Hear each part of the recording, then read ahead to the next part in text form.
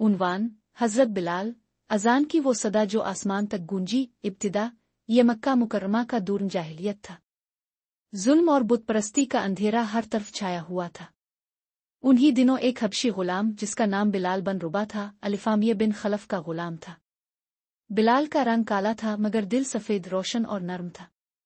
वो सच्चाई को पहचान चुके थे और वो दिन आ गया जब उन्होंने दिल से कहा, हद हद, अल्लाह एक है, अल्लाह एक है।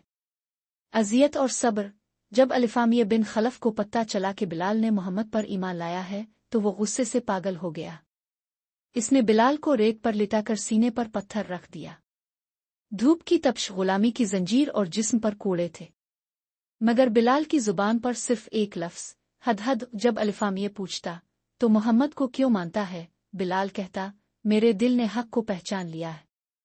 अब मैं किसी को रब नहीं मान सकता सिवाय इस एक के।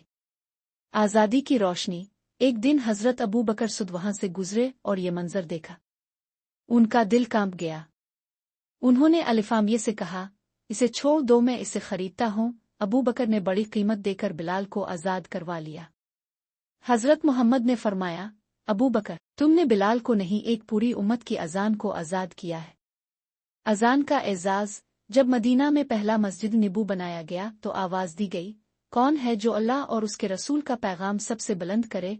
रसूल अल्लाह ने फरमाया, बिलाल, खड़े हो जाओ और अजान दो। बिलाल मस्जिद की छत पर चढ़े और दुनिया ने पहली बार वो आवाज़ सुनी जो क़यामत तक गूंजती रहेगी, अल्लाह अकबर, अल्लाह अकबर। फतह मक्का का मंजर।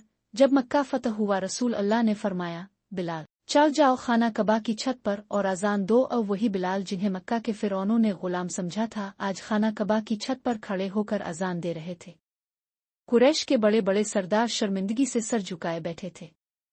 बिलाल की आवाज़ आसमानों तक पहुंच रही थी।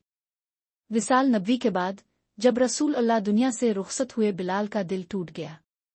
वो अजान देते देते रोने लगते और हर मर्तबा जब कहते, शेद मोहम्मद आलिफ रसूल अल्लाह, तो आवाज़ भर आती। वो मदीना छोड़कर शाम, दमिश्क चले गए। आखिरी अजान, आखिरी लम्हा। वफात से कुछ दिन पहले हजरत बिलाल ने ख्वाब में नबी करीम को देखा, जिन्होंने फरमाया, बिलाल, हमसे मुलाकात का वक्त आ गया। बिलाल उठे, खुशी से रोने लगे और आखिरी अजान दी। कहते हैं इस दिन पूरा शाम रो रहा था।